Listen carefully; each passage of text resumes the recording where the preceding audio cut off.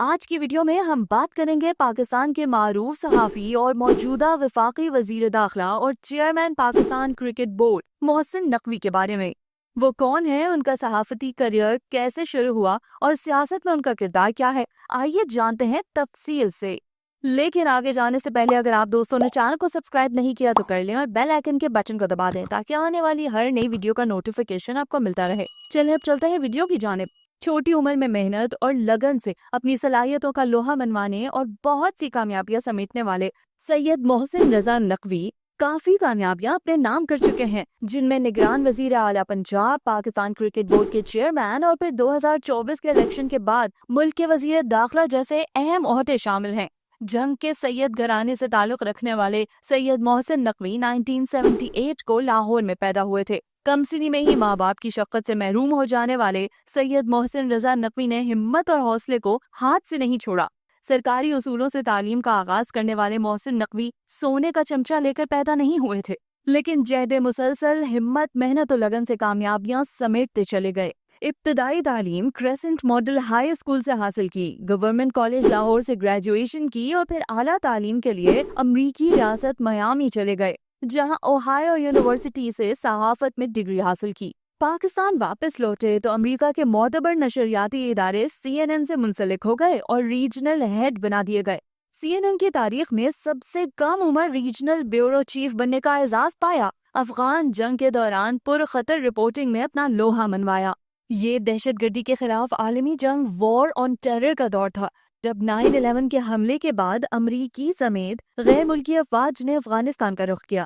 ان دنوں محسن نقوی CNN کے لیے رپورٹنگ کر رہے تھے اور اسی دوران انہوں نے اہم شخصیات سے تعلقات بھی بنائے۔ ان کی لنکڈ ان پروفائل کے مطابق وہ CNN کے ساتھ سن 2009 تک منسلک رہے اور پھر سال 2009 میں صرف 30 سال کی عمر میں مقامی media city news network کی بنیاد رکھی، جس کے یکے بعد دیگرے 6 نیوز چینل اور ایک اخبار ان کی صلاحیتوں کا منہ بولتا ثبوت ہیں۔ میڈیا چینل کے مالک ہونے کے طور پر ان کی شہرت ایک ایسے شخص کی ہے جو اپنے ساتھ کام کرنے والوں کا خیال رکھتے ہیں اور انہیں بہتر مواقع دینے کی کوشش کرتے ہیں۔ سید محسن نقوی ایک نجی چینل کے مالک ہونے کے ساتھ ساتھ سیاسی حلقوں میں بھی جانے جاتے رہے ہیں۔ سیاسی حلقوں میں یکساں مقبول تو ہیں ہی، لیکن ملک کی سرکردہ سیاسی شخصیات سے بھی ان کے مضبوط تعلقات ہیں۔ چودھری خاندان کے قریبی رشتہ دار اور آصف علی زرداری سے گہرا تعلق ہے۔ محسن نقوی کی اہلیہ ڈاکٹر اور 4 بچے ہیں۔ محسن نقوی مرحوم SSP اشرف مارتھ کے داماد، چودھری پرویز الہی کی بھانجی کے شوہر اور مسلم لیگ ق کے سربراہ چودھری شجاعت کے بیٹے سالک حسین کے ہم زلف بھی ہیں۔ محسن نقوی کو پیپلز پارٹی کے رہنما آصف علی زرداری کے بہت قریب سمجھا جاتا ہے۔ پیپلز پارٹی کے شریک چیئرمین آصف علی زرداری محسن نقوی کو اپنا بیٹا کہتے ہیں۔ جب عمران خان کی جانب سے جنوری 2023 میں پنجاب حکومت تحلیل کرنے کا فیصلہ کیا گیا تو اپوزیشن لیڈر حمزہ شہباز کی جانب سے نگران وزیر اعلیٰ کے لیے بھیجے گئے 2 ناموں میں محسن نقوی کا نام بھی شامل تھا۔ ان کے نام پر PTI کے چیئرمین عمران خان کو خاص طور پر اعتراض تھا، جبکہ نون لیگ سمیت باقی جماعتوں کی جانب سے بھی انہی کے نام کی توثیق کی گئی۔ عمران خان نے محسن نقوی کو بطور وزیر اعلیٰ تسلیم کرنے سے انکار کرتے ہوئے ان پر الزام عائد کیا کہ وہ ہمیں نون لیگ سے بھی زیادہ نقصان پہنچانے والے شخص ہیں۔ محسن نقوی کو اس وقت زیادہ شہرت ملی جب 2023 میں انہیں پنجاب کا نگران وزیر اعلیٰ بنایا گیا۔